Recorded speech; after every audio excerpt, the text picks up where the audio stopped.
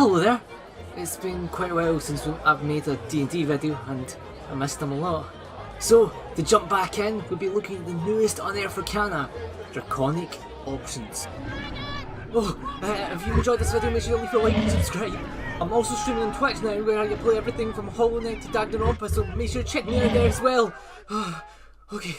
Okay, so what do we have for Draconic Options? Well, there's a fresh look at both the Dragonborn and the Kobold races, along with new Draconic themed spells. These are all based on the new character customization options given after Tasha's Cauldron of Everything. For those unaware, I'll give a quick guide on how this works. If you want to play a Goliath who didn't face the turmoils of a war-loving clan, they were a scholar who, though their massive stature, is one of the wisest wizards of the land. You can now customise your origin. This includes a change in your ability score you can increase, so you might want to increase your intelligence if you're a scholar instead of the strength, and you get to change your proficiencies. Goliaths usually get natural athlete, but now you can swap out and gain proficiency in something that you actually may need. You can also add another creature type to yourself, so you don't have to just be a humanoid.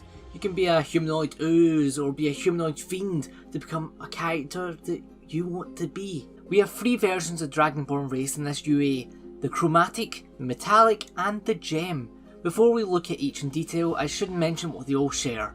They're all humanoid, they all have 30 feet of movement and their ancestry. Chromatic and Metallic have options that give you damage type of acid, cold, fire, poison and lightning for your breath weapon and draconic resistance to those types.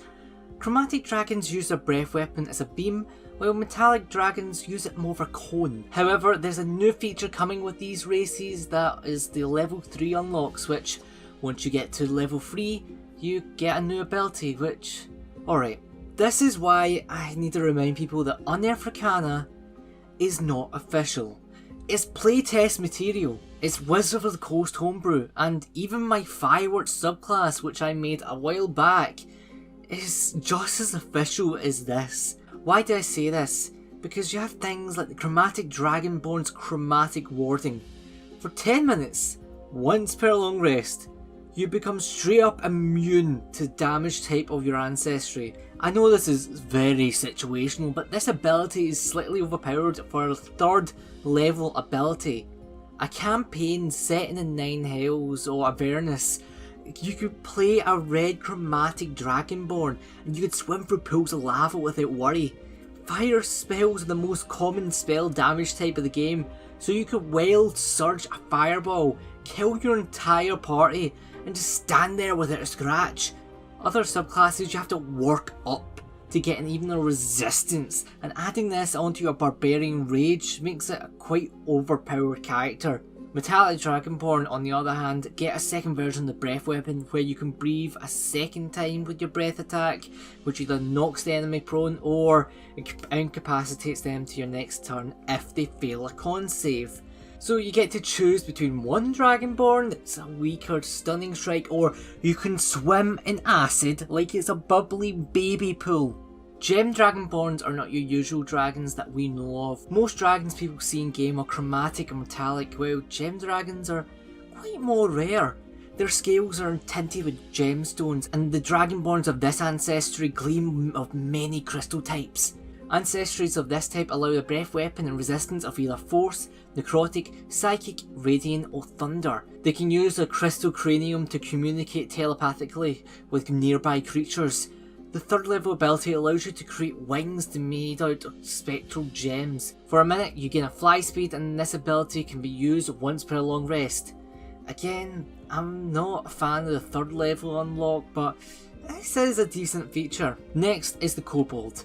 The might of the dragon comes in many sizes, and though small, kobolds are angry small snappy boys known to be servants of the dragon. Doesn't mean they are the worshipper of dragons. Some use their wisdom to help others protect themselves against draconic fury. This UA seems to have tried to fix the nature of the kobold, as they're seen more as a minion rather than the character. They're created to be awful and kind of weak, which can be seen with the ability called Grovel, Cower and Beg, where, and I quote, "As an action on your turn, you cower pathetically to distract nearby foes. Until the end of your next turn, Your allies gain advantage on attack rolls against enemies within 10 feet who can see you. It's a useful ability, but in a roleplay scenario, we're not all disguised toast. It's more of insult towards the character. Imagine your kobold has been adopted by nobility and you become a mighty paladin that bends the knee to no creature but royalty.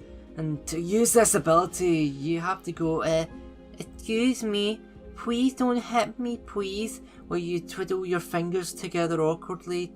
No.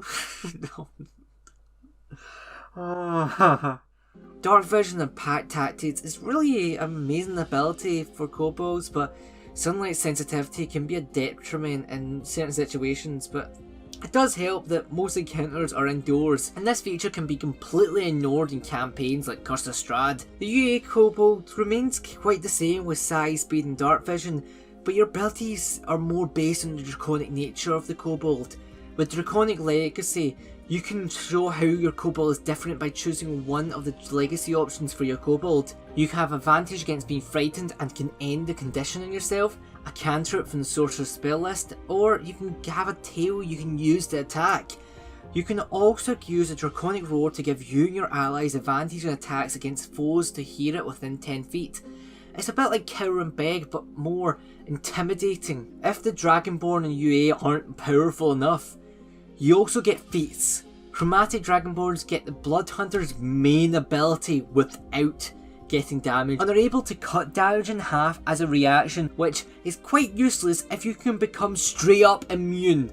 Metallic Dragonborns get Cure Wounds and Big Wings to shield allies, and Gem Dragonborns get a stat increase and Telekinetic Push. The final part of this Unearthed Arcana is the new spells, and they all have a draconic twist to them.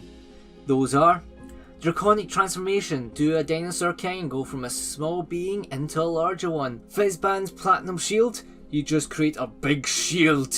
This is just a very mean Elsa. My favourite spell of the group, mostly because of the bard options, it's just a wacky cube of weirdness. You launch a spear from your head.